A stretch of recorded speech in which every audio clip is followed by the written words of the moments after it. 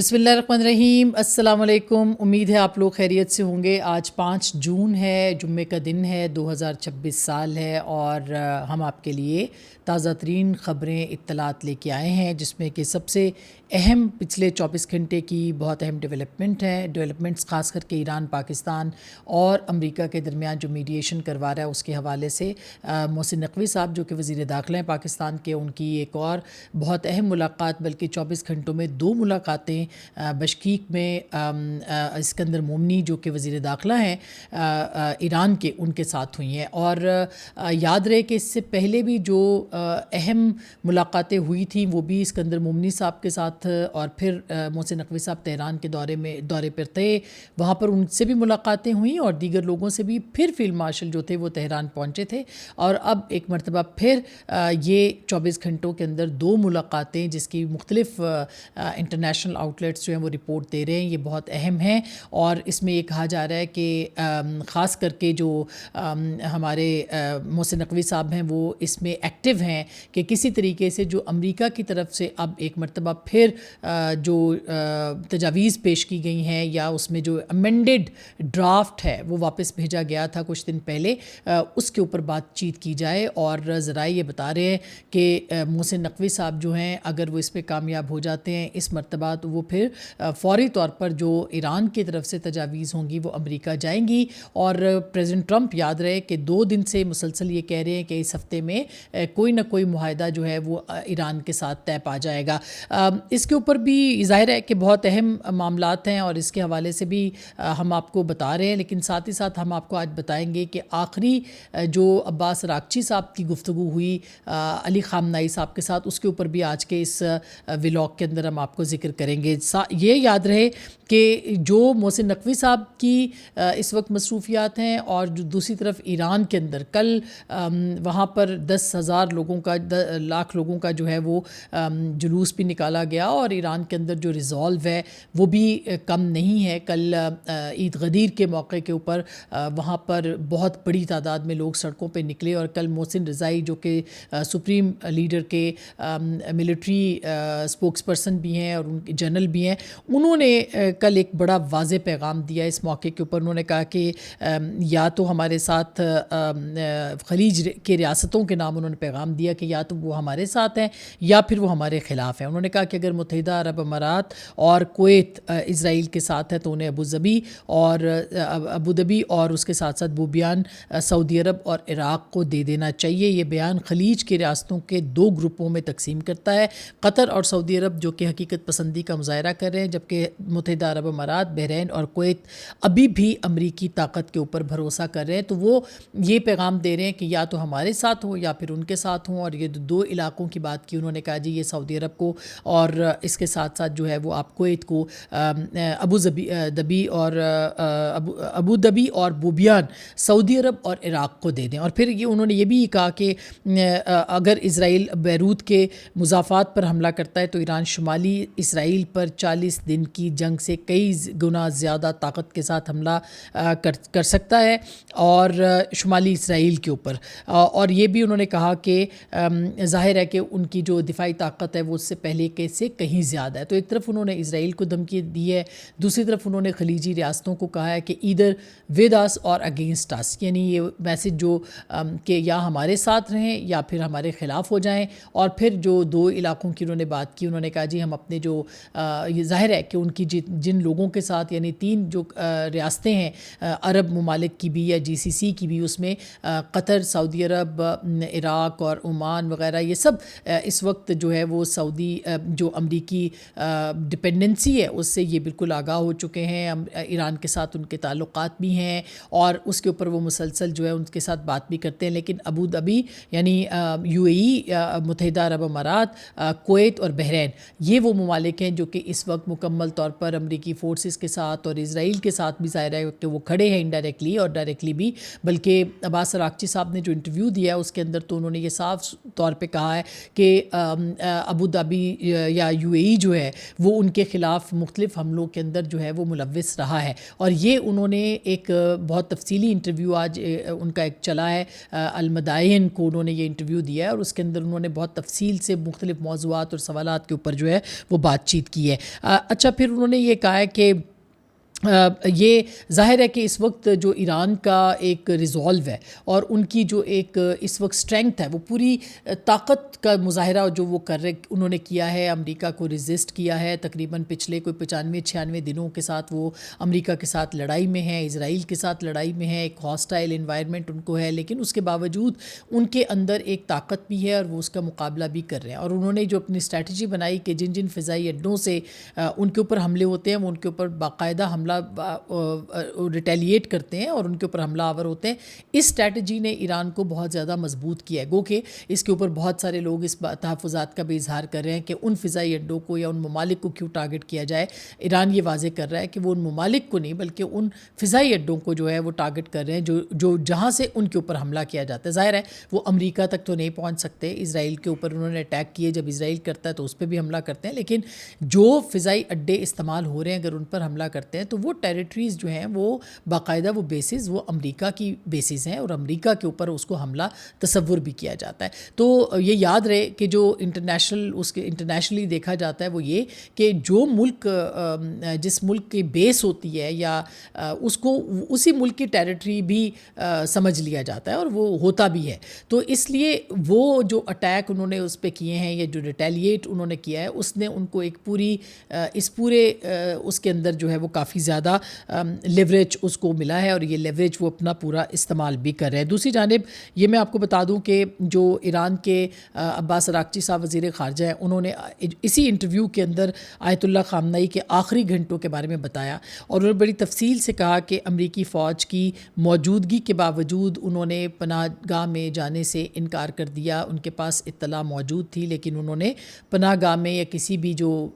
Hyde outs تھے یا جو بھی ان کے لیے بنائے گئے محفوظ ٹھکانے تھے وہ انہوں نے وہاں سے جانے سے انکار کر دیا. اور عباس اراغچی صاحب نے کہا کہ شہید راہبر کی روح نے انہیں پناہ گاہ میں جانے کی اجازت نہیں دی. تمام خطرات کے باوجود انہوں نے اپنے دفتر میں رہنے کو ترجیح دی اور دشمن کے جو اندازے تھے ان کے بالکل برعکس، جس میں کہ ان کا خیال تھا کہ حکومت گر جائے گی، ایک نئے راہبر کی تقرری بہت جلد ہو گئی جس نے ملک کو اطمینان اور اعتماد دیا. یہ انہوں نے یہ بھی ظاہر ہے کہ ان کا یہ جو بیان ہے یہ ایران کی حکومت کی جو اگلی نسل تک کی ایک انہوں نے ایک جسے کہنا چاہیے ایک مثالی کہانی کے طور پر اس کو پیش کر دیا ہے. اور ظاہر ہے کہ یہ بیان بھی، یہ کہانی بھی اب انہوں نے کہا کہ یہ اب ایک مختلف ایک ایسی کہانی بن چکا ہے جو کہ حکومت کو تقویت دیتی ہے اور آئندہ نسلوں تک اس کہانی کو جو ہے وہ بتایا جائے گا کہ کس طرح سے علی خامنئی صاحب جو ہیں انہوں نے اپنے آخری وقت کے اندر جو ہے یہ فیصلہ لیا کہ وہ کسی جگہ چھپنے کی بجائے یا کسی محفوظ پناہ گاہ جانے کی بجائے وہ پوری طرح سے اس اپنے دفتر میں کام کریں گے اور تمام جو معاملات ہیں ان کو دیکھیں گے. اس کے علاوہ یہ ایک بہت واشنگٹن کے لیے بھی ایک لیسن ہے کہ جس میں کہ ان کی امریکہ کی یہ حکمت عملی تھی کہ اگر رابر کو ختم کر دیا جائے، علی خامنئی صاحب کو ختم کر دیا جائے تو حکومت گر جائے گی، لیکن ایسا نہیں ہوا اور حکومت کے اہم ارکان کی جو شہادت ہے اس کے باوجود نظام برقرار رہا. ان کی پوری جو ایک جرنیل ان کے ختم کر دیے گئے، ان کی پوری لائن جو تھی لائن آف کمانڈرز ان کو اڑا دیا گیا، لیکن اس کے باوجود جو ہے وہ انہوں نے اس کو برقرار رکھا. اور اس کے بعد پھر خامنئی صاحب کے بیٹے جو ہے وہ اقتدار میں آ گئے اور ان کو ہی جو ہے وہ سپریم لیڈر بنا دیا گیا. تو یہ ایک بہت ہی ایسی کہانی ہے جو کہ اب ظاہر ہے کہ نسلوں تک سنائی جائے گی اور اس کو پوری طرح سے یعنی دیکھا جائے تو ایران اپنے نہ صرف ایران کے لیے بلکہ پوری دنیا کے لیے ایک مثال بن چکی ہے کہ علی خامنئی صاحب نے جس طرح سے اپنے آخری وقت میں اپنے قوم کے لیے، اپنے ملک کے لیے جان دی ہے. اور وہ چاہتے تو چھپ سکتے تھے مگر ظاہر ہے کہ انہوں نے اس کو آپٹ نہیں کیا. اسی طرح سے اب ظاہر ہے کہ ایران ایک بہت ہی اہم جگہ پہ ہے جہاں پہ اس کی طاقت جو ہے وہ تقریباً اس پورے خطے کے اندر اور خاص کر کے جو خلیجی ریاستیں ہیں ان کے اوپر ان کی دھاک بیٹھ چکی ہے. نہ وہ ابھی تک کسی بھی ان کی جو شرائط ان کو پیش کی جا رہی ہیں اس کے اوپر بھی وہ تسلیم نہیں کر رہے ہیں. ان کے پاس جو شرائط گئی تھیں یعنی آبنائے ہرمز کو فوری طور پر کھول دیا جائے, اس کو بھی انہوں نے کہا کہ وہ جو پہلے کی پوزیشن تھی اس پہ واپس نہیں جائیں گے بلکہ اب جو ٹول ہے اس سے وہ بھی وصول کیا جائے گا. عمان کے ساتھ مل کر اس کو وہ مینیج بھی کریں گے. اسی طرح سے جوہری پروگرام کے حوالے سے انہوں نے کہا جی اس پہ بعد میں بات ہوگی. یہ یاد رہے کہ جوہری پروگرام کے اوپر ایران جو ہے وہ قطعی طور پر اس کے اوپر وہ یعنی پہلے سے ہی کہہ چکا ہے اور اس کے اوپر فتویٰ بھی موجود ہے کہ وہ جوہری پروگرام نہیں بنانا چاہتے. پریزیڈنٹ ٹرمپ کی ٹون بھی جو ہے وہ بدلی ہے اور اس کے ساتھ ساتھ یہ بھی میں آپ کو بتا دوں کہ پریزیڈنٹ ٹرمپ کے اوپر پریشر میں بھی بہت اضافہ ہو چکا ہے. یہ آج رائٹرز کی یہ خبر ہے کہ جو یو ایس ہے اس کی جو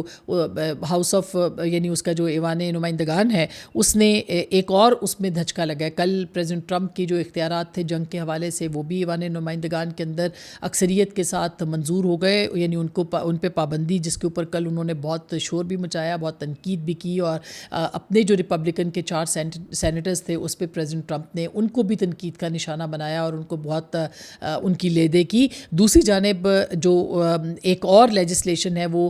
کل جو ہے وہ منظور ہوئی ہے جس میں کہ یوکرین کے اوپر کو مدد فراہم کرنے اور رشیا کے اوپر نئی جو سینکشنز ہیں وہ لگانے کے حوالے سے جو ہے وہ ریپبلکنز نے سائن کیے اور انہوں نے بہت سارے ان کے جو لیڈرز ہیں انہوں نے پریزیڈنٹ ٹرمپ کی خواہشات کے بالکل برعکس جو ہے وہ اس قانون کو, اس قرارداد کو جو ہے وہ منظور کیا. اس میں جو 226 لوگوں نے ووٹ کیا اور 195 جو تھے انہوں نے یوکرین کی سپورٹ میں جو ایکٹ تھا اس کو انہوں نے منظور کیا, جو کہ ایک بہت ہی زیادہ ایک پریزیڈنٹ ٹرمپ کے لیے اور ریپبلکنز کے لیے جو ہے وہ اس کو ایک دھچکا سمجھا جا رہا ہے. 18 ریپبلکنز جو ہیں انہوں نے انڈیپینڈنٹ تھے جو کہ پریزیڈنٹ ڈیموکریٹس کو جوائن کر سکتے تھے اور انہوں نے کیا اور اس کو پاس کیا اس بل کو. تو کہا جا رہا ہے کہ پریزیڈنٹ ٹرمپ کے لیے بھی ایک بہت دن بدن ان کی مخالفت جو ہے وہ ان کے اپنے ان ہاؤس جو ہے وہ بڑھتی چلی جا رہی ہے. اور یاد رہے کہ مڈ ٹرم الیکشنز جو ہیں وہ ان کے بالکل قریب ہیں. یہ بھی میں آپ کو بتا دوں کہ اب پاکستان اور بھارت کے بیچ میں بھی ایک تنازع ایک مرتبہ پھر ایمرج ہو چکا ہے. گزشتہ مئی کے بعد سے ایک مرتبہ پھر جو ہے وہ پاکستان کے اوپر ہندوستان نے آبی جارحیت کا جو ہے وہ پروگرام بنایا ہے. ہندوستان نے چناب کے دریا کے اوپر جو ہے 2 نئے پروجیکٹس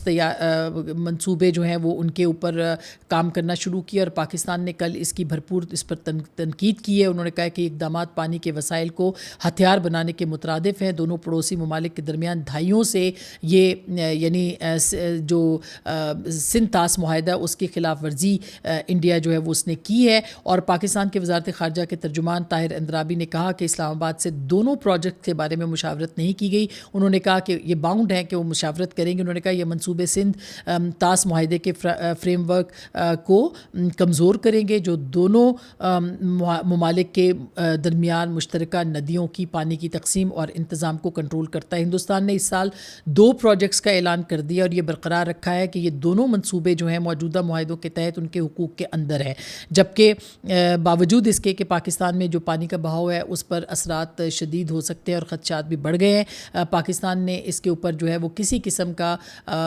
پہلے سے آپ کو یاد ہوگا کہ فیلڈ مارشل نے اس کے اوپر کہا تھا کہ اگر ہمارے پانی کو روکا گیا تو یہ ہماری ایک ریڈ لائن ہے اور پاکستان کی جو ریاست ہے اس ریڈ لائن کو کسی صورت بھی جو ہے وہ عبور نہیں ہونے دے گی. تو دن بدن ہندوستان کی جانب سے آبی جارحیت کا خطرہ بھی بڑھ رہا ہے. آلریڈی پاکستان کو پانی کی کمی کا سامنا ہے لیکن اس کے ساتھ ساتھ یہ جو ان کے ایک طرح سے معاملات ہیں اس نے پاکستان کے لیے اور خطرات کو بڑھا دیا. اچھا, گلگت بلتستان پہ میں آپ کو چلتے چلتے بریف کر دوں. ہم اس کے اوپر اس کو کور بھی کر رہے ہیں. ہم نے مختلف لوگوں سے وہاں پہ بات بھی کی ہے.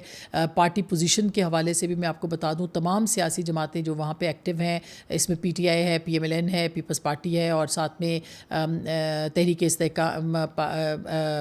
آئی پی پی یعنی کہ وہ بھی استحکام پارٹی بھی اس کے اندر جو ہے وہ اس وقت حصہ لے رہی ہے. مجلس وحدت المسلمین بھی اس میں حصہ لے رہی ہے اور مختلف تمام لوگوں کے اور پی ٹی آئی کے جو ہے وہ انڈیپینڈنٹ اراکین بھی اس کے اندر جو ہے وہ حصہ لے رہے ہیں. تو ہم نے بہت سے لوگوں سے بات کی اور پھر ہم نے جو جلسے بھی دیکھے ہیں وہاں پہ جو رپورٹرز ہیں ان سے بھی بات کی ہے. اس وقت بڑی مضبوط کیمپین جو ہے وہ پاکستان پیپلز پارٹی کی چل رہی ہے. آصفہ بھٹو وہاں پہ ہیں, بلاول بھٹو ہیں وہاں پہ ہیں. ایک بالکل ہی بڑا سست رفتار سے جو ہے وہ یہ تمام معاملہ چل رہا تھا, یعنی وہاں پہ کوئی الیکشنز کی کوئی بہت زیادہ گھن گرج نہیں تھی, مگر بلاول بھٹو کو کریڈٹ وہاں پہ دیا جا رہا ہے کہ وہ وہاں پہ گئے اور انہوں نے باقاعدہ وہاں پر کیمپین کا آغاز کیا. اس کے نتائج کیا ہوں گے کیا نہیں ہوں گے یہ تو بہت بات کی بات ہے. ہم نے دیکھا ہے کہ بہت مؤثر کیمپین پیپلز پارٹی کی ہے, پی ایم ایل این کی ہے. پی ٹی آئی جو ہے وہ ابھی تک, کل ایک ریلی ہم نے دیکھی ہے جو کہ بیرسٹر گوہر صاحب نے نکالی ہے, اور ایک جلسے سے بھی انہوں نے وہاں پہ ایک کارنر میٹنگ کہہ سکتے ہیں اس سے بھی انہوں نے خطاب کیا ہے. تو وہ بھی وہاں پہ موجود ہیں, اور تمام سیاسی جماعتیں 7 تاریخ کو جو ہے اس کے اوپر الیکشن ہونے ہیں, اور آج 12 بجے جو ہے یہ انتخابی مہم ختم ہو جائے گی. تو اب دیکھنا ہے کہ ان کے جو اثرات ہیں وہ کیا پڑتے ہیں, اور خاص کر کے جو ووٹنگ ہے اس کا پیٹرن, اور خاص یوتھ کی جو پارٹیسپیشن ہے وہ بہت ہی اہم ہے اس پورے الیکشن کے اندر. اور کہا جا رہا ہے کہ جو جین زی ہے وہ پہلی بار یہاں پر ووٹ کا استعمال کرے گی, جس کی تعداد پچھلے انتخابات کے بعد اب تقریباً 1.5 لاکھ کے قریب کہا جا رہا ہے, کم و بیش بڑھ چکی ہے. اب ظاہر ہے کہ ایک بڑی تعداد ہے, اس لیے بھی اس الیکشن کو بہت اہمیت دی جا رہی ہے. تو یہ تفصیلات تھیں اب تک کی. اپنا بہت خیال رکھیے گا. اللہ نگہبان.